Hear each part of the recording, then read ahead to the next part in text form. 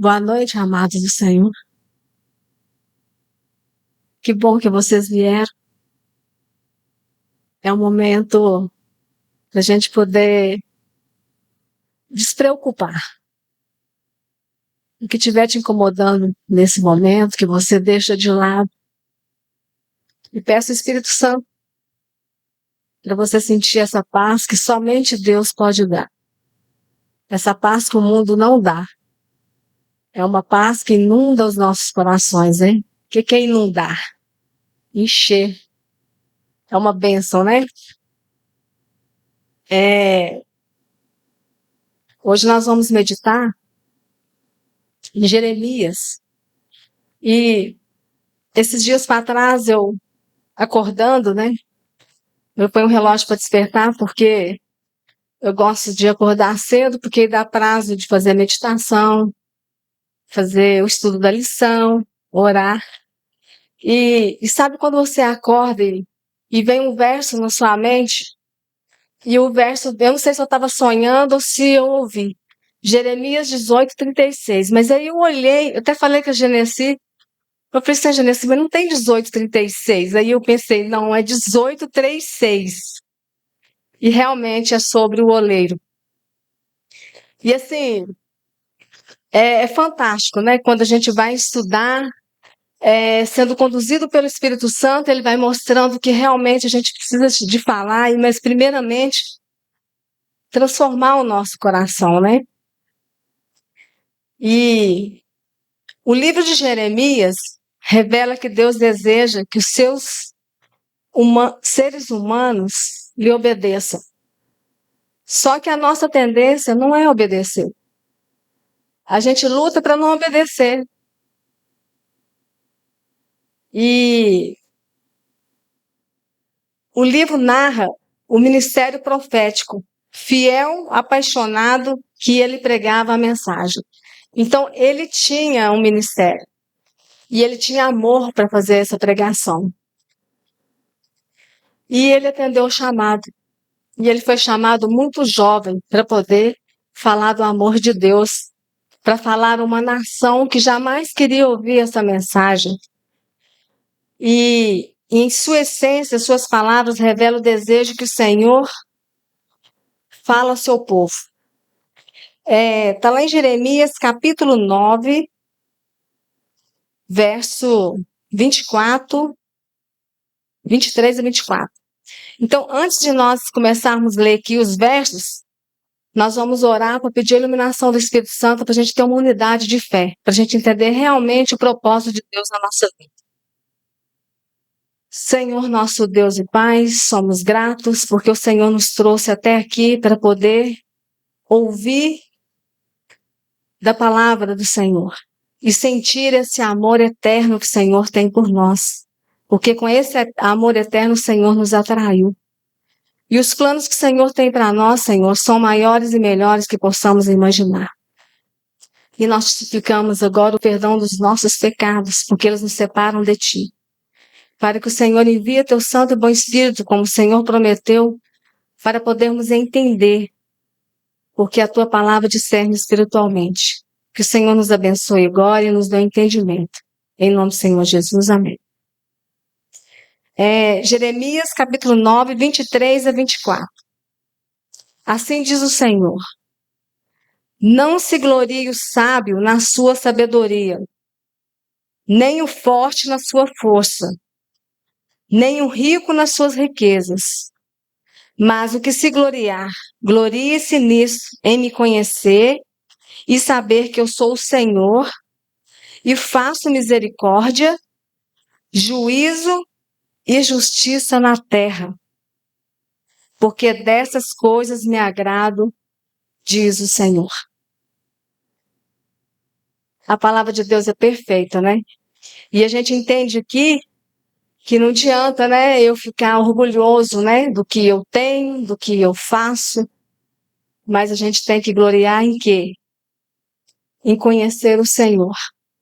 Porque graças a Ele, as suas misericórdias se renovam a cada manhã. Se assim não for, nós já teríamos sido consumidos. Então, quando a gente faz a leitura do livro de Jeremias, É como a gente faz uma viagem espiritual, desde as profundezas da depravação humana até as alturas, magnificência e a majestade do Senhor, que chama a nós e a nossa condição caída. Então, sempre o Senhor tem um convite todos os dias para nós. Por que nós vamos escolher o caminho da morte? Vamos escolher o caminho da vida.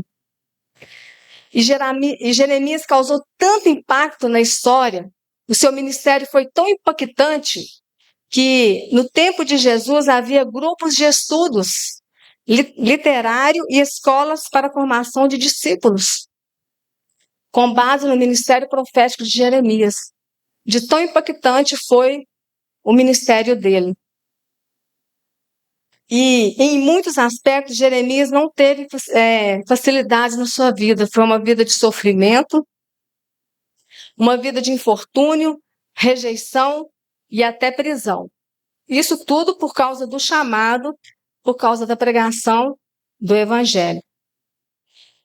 E assim, o seu próprio modo, Jeremias prefigura o que Jesus enfrentaria centenas de anos depois, nesse mesmo país em que Jeremias viveu essa história. Ele viveu seu ministério profético.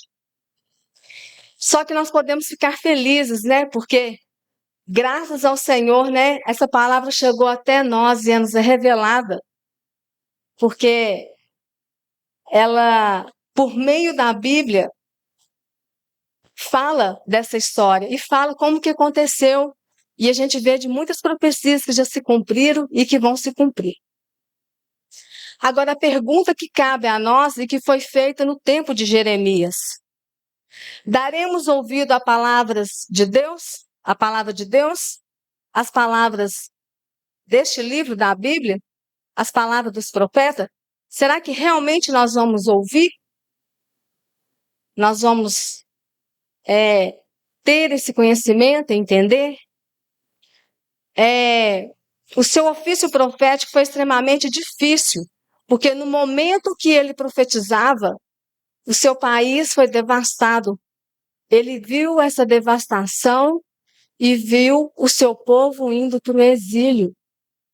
Olha que sofrimento! Ele profetizou, viveu a devastação do seu país, ainda viu a turma indo embora para o exílio. E um povo que jamais queria ouvir a mensagem, um povo perverso, que estava em plena depravação. Foi permitido que eles fossem para o exílio. E lá em Jeremias, capítulo 18, de 1 a 6, a palavra do Senhor nos diz assim: a palavra do Senhor que veio a Jeremias dizendo: dispõe-te, desce à casa do oleiro, e lá ouvirá as minhas palavras. Então, Jeremias desceu à casa do oleiro, e eis que ele estava entregue a sua obra sobre as rodas. Ou seja, quando ele chegou lá na casa do oleiro, ele viu o oleiro, né, manipulando aquela roda, né, moldando o barro, né, e o vaso, como o vaso que o oleiro fazia de barro, se lhe estragou na mão, tornou a fazer dele outro vaso, segundo o que bem lhe pareceu. À medida que ia fazendo o vaso, quando quebrava, ele moldava outro vaso do jeito que que parecesse. Então veio a mim a palavra do Senhor, verso 6. Não poderei eu fazer de vós como fez este oleiro, ó casa de Israel? Diz o Senhor: eis que como barro na mão do oleiro, assim sois vós na minha mão, ó casa de Israel.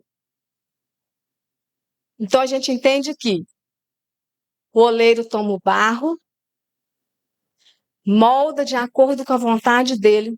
Ele já tem na mente um modelo de vaso que ele quer fazer. Ele o manipula, dilacera, junta novamente, comprime, separa as partes, molha o barro, molha aquele vaso moldado. Ele o deixa de lado por algum tempo, sem tocar nele. E quando o considera no ponto, ele continua o trabalho de moldá-lo. Olha que detalhe. Olha como que Deus teve que fazer com aquele povo e mostrar como que Jeremias devia falar com aquele povo, mostrar o que realmente estava acontecendo. Deixa-o secar no sol, coloca no forno. Assim o barro se torna um vaso apto para o uso. E desse modo que o grande artífice deseja moldar-nos e polir. Vocês viram aqui como que foram as fases e etapas do barro?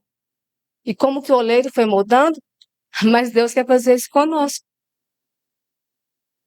E é desse modo que o grande artífice deseja nos moldar e nos polir. E assim como o barro está nas mãos do oleiro, devemos estar em suas mãos. Somos gratos porque nós temos um oleiro que é amoroso, compassivo e misericordioso. Nossa parte consiste em ser submisso à modelagem do grande artífice. Será que nós vamos permitir ter essa modelagem na nossa vida? Mas quando se submete para ser um barro, nas mãos do oleiro, Deus transforma o homem num vaso para honra. O barro submete a moldagem. Se Deus tivesse permissão para fazer o que quer, centenas de pessoas seriam moldadas e transformadas em vaso que lhe aparecesse mais apropriado. Então é necessário nós nos submetermos, aceitar, para sermos transformados num vaso apropriado. O que é um vaso apropriado? Um vaso de utilidade. Permitamos que a mão de Deus molde o barro para o seu serviço. A modelagem do barro consiste que esse vaso seja usado para o serviço de Deus. Ele sabe que espécie de vaso deseja ter. Cada pessoa ele designou para uma obra. Cada um de nós temos uma obra, temos uma missão. Muitos estão trabalhando em imposição à vontade de Deus, e isso prejudica a textura do vaso. O Senhor quer que todos nós sejamos submissos às suas orientações divinas, ou seja, obedecer. Ele colocará homens onde se deixam moldar a divina semelhança de Cristo. Então, Ele quer nos moldar segundo a semelhança de Cristo. Cristo é o nosso exemplo. Se o próprio eu se submeter à moldagem e se cooperarmos com Deus, se orarmos em união, trabalhando em união, todos assumindo seu lugar como fios na teia da vida, vamos nos tornar um belo tecido que alegrará o universo de Deus. Então tem mais um detalhe aí. Quando unimos, fica muito mais fácil, porque aí não tem oposição. E aí, Deus, como um oleiro, é uma bela ilustração para a vida da gente, que nos faz lembrar a criação lá de Gênesis 2, né? Nós viemos ao pó e ao pó voltaremos. E se o terno cuidado divino com o nosso bem-estar também indica a soberania de Deus na nossa vida e nesse planeta Terra, porque é Ele que molda e remolda. É Ele que modela, é Ele que remodela. A história da Terra, bem como a história pessoal de cada um de nós. É Deus que molda. É bom saber que estamos na mão de um oleiro amoroso, compassivo, misericordioso, e que deseja ter uma íntima comunhão com seus vasos humanos. E vocês observam aqui como que ele usa símbolo, né? Para poder mostrar-se mais fácil para a nossa mente finita entender. E coloca lá um mensageiro para poder falar aquele povo, para poder ouvir. E essa mensagem está chegando aqui a nós hoje, para nós podermos entender que realmente o que Deus quer que nós façamos. enquanto ele observava a mão do oleiro, foi-lhe dada uma figura, um símbolo de como o Senhor trabalhava com o barro humano. Vocês viram aqui as fases, né? Etapa como que é trabalhar com barro. E assim é conosco também. Sejam quais forem as outras verdades encontradas na figura do oleiro,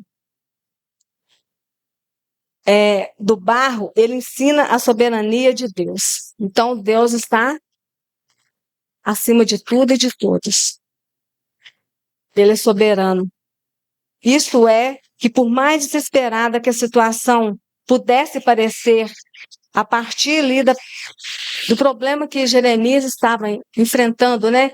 Diante daquela perspectiva, porque Jeremias, o ministério dele foi muito difícil.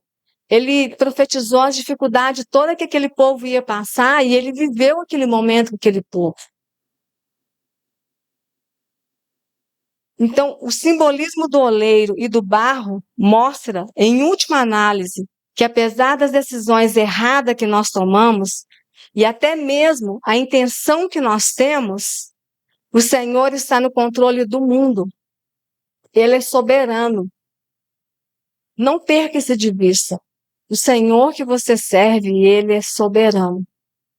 Ele está no controle. Mesma situação que Jeremias viveu naquela época, diante daquela perspectiva de vida que estava, a mensagem é para nós hoje também. Ele é fonte absoluta de poder, autoridade. E no fim, nós triunfaremos. A igreja é militante e será triunfante. Não importa quais são as aparências, séculos depois de Jeremias, Paulo retornou a essa figura do Antigo Testamento. Vamos ver lá em Romanos capítulo 9, verso 21. O que Paulo fala também da figura de Jeremias, né? Do capítulo 18. Romanos capítulo 9, verso 21. E Paulo está dizendo aqui para nós: ou não tem o oleiro direito sobre a massa para dar o mesmo barro, fazer um vaso para a honra e outro para a desonra? Então a gente vê aqui que podemos estar certos de que, apesar da realidade e do nosso livre-arbítrio, os resultados desse livre-arbítrio podemos, por fim, ter esperança absoluta da soberania de Deus. Nós temos livre-arbítrio. É nós que escolhemos, é nós que tomamos a posição. Mas é Deus que atua.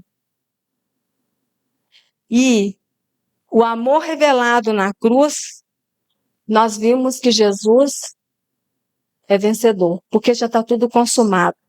O mal não vai triunfar. O nosso inimigo, ele já está derrotado. E ele está como um leão ao nosso derredor para nos devorar.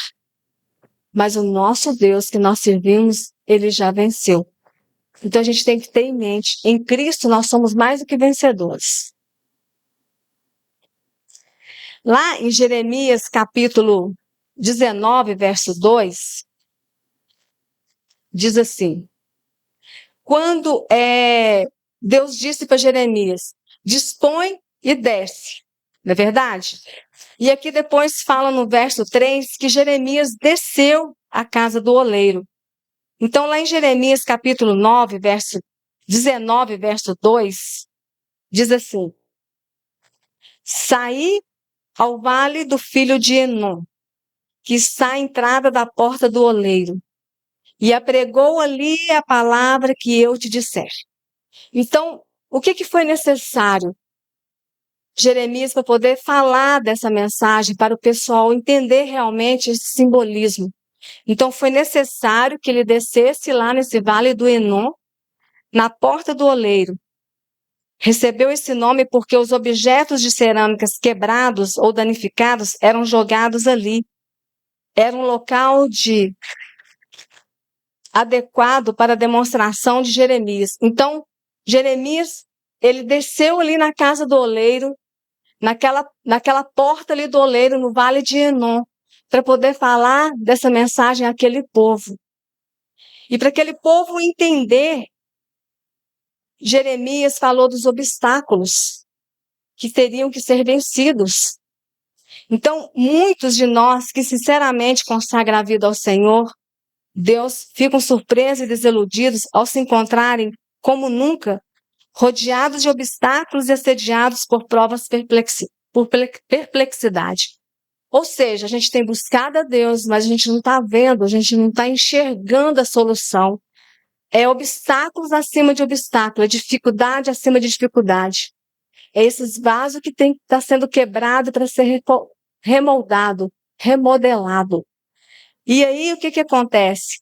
Ora para que seu caráter seja semelhante de Cristo e se tornem aptos para a obra do Senhor. Contudo, são postos em circunstâncias que parecem provocar uma malícia na sua natureza. Ou seja, parece que quanto mais ora, mais está com dificuldade. Mais você vai vendo as lutas e mais você tem que vencer as lutas. E você vai enxergando os sofrimentos e você vai vendo as dificuldades.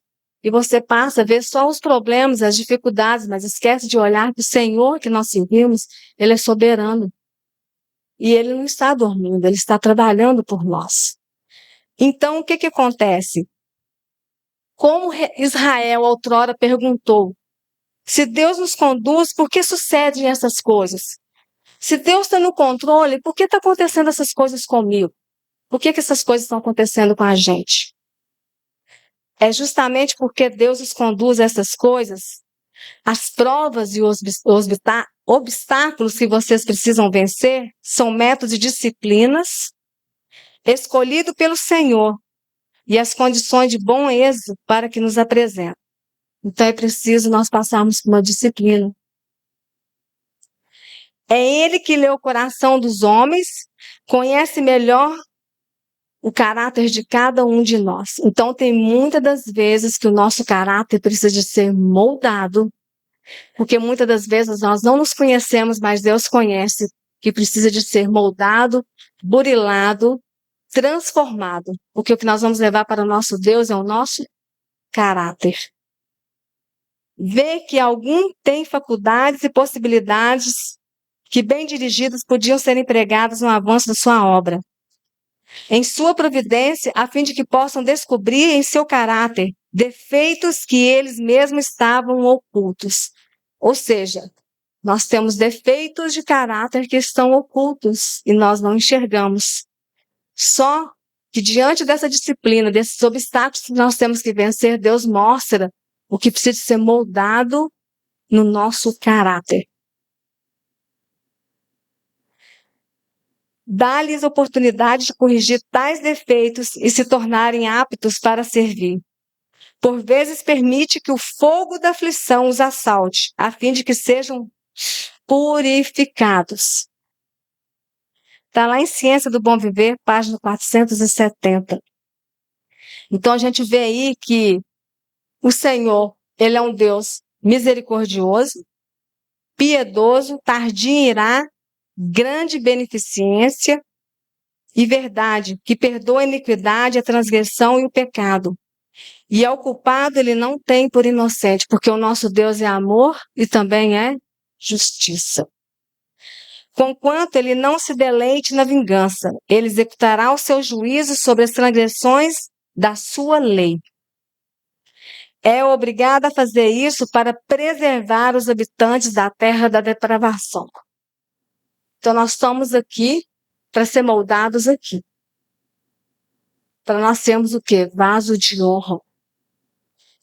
O Senhor é tardio em irar, mas grande em força, ao culpado Ele não tem por inocente. Ele reivindicará com terríveis manifestações a dignidade da sua lei espezinhada.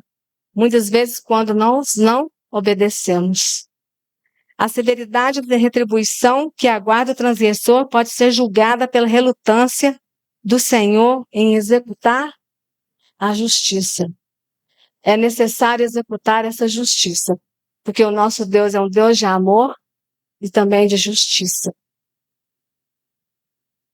O barro na mão do oleiro é repetidamente girado até que apresente a vontade do oleiro no vaso. A graça e a verdade tornarão perfeita a obra de modelar.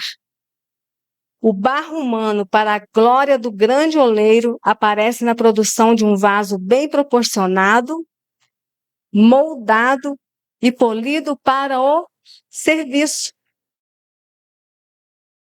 Nós temos um trabalho a fazer. O oleiro não pode moldar para a honra aquilo que nunca lhe foi posto nas mãos. A vida cristã é de entrega, submissão diária e de contínua vitória. Um dia de cada vez. O futuro a Deus pertence.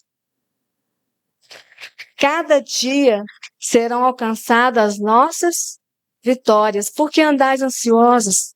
Não andeis ansiosos por coisa alguma. Olhai os lírios do campo. O eu precisa ser perdido de vista. É preciso que o nosso Senhor cresça na nossa vida, que o eu diminua. O amor de Deus constantemente cultivado. Assim nós cresceremos em Cristo. Assim a vida é afeiçoada de segundo ao modelo divino. Aí nós vamos permitir que o Senhor nos modela segundo o teu querer e a eficácia da tua vontade. Que a mão de Deus trabalhe o barro para o seu serviço e que Ele sabe exatamente que espécie de vaso Ele quer moldar. Que nós sejamos esse vaso de honra. Que nós permitamos e subjugamos o eu para que Ele possa realmente modelar em nossa vida. Essa mesma situação que Jeremias viveu há milhares de anos atrás. Essa palavra, ela é viva e eficaz em nossa vida hoje. E é por isso que o Senhor está falando na nossa vida hoje. Porque Ele quer modelar e remodelar a nossa vida. Lembrando que o nosso Senhor é soberano. Senhor nosso Deus, sim, nós queremos ser um vaso novo. Nos modela e remodela para podermos realmente te obedecer em amor. E para entender que a tua palavra, ela é viva e eficaz e transforma nossas vidas. Porque o Senhor nos tirou das trevas e trouxe para a sua maravilhosa luz. Uma luz inacessível, Senhor. Porque o Senhor é o Deus que habita e veio aqui, Senhor, ficar conosco, porque o Senhor é um Deus Emanuel. E é por isso, Senhor, que nós cremos na tua palavra, porque o Senhor já venceu na cruz. E em Cristo nós somos mais do que vencedores. Nós não precisamos de ter medo, porque o Deus que nós servimos é soberano e está acima de tudo e de todos. Senhor Jesus, nesse momento nós te pedimos que o Senhor nos perdoe e nos purifique de todo o pecado. Lança o Senhor nas profundezas do mar do qual jamais se lembra. Senhor Jesus, nós queremos realmente ser carta lida a todos, testemunho fiel do teu poder e do teu amor. Salva-nos, Senhor, de nós mesmos. Nos conduza, Senhor, agora com segurança para os nossos lares, para que tenhamos uma noite tranquila e um despertar feliz. Abençoe a tua igreja, Senhor, nesse momento, que é militante e será triunfante. Nos abençoe hoje e sempre, em nome do Senhor Jesus. Amém.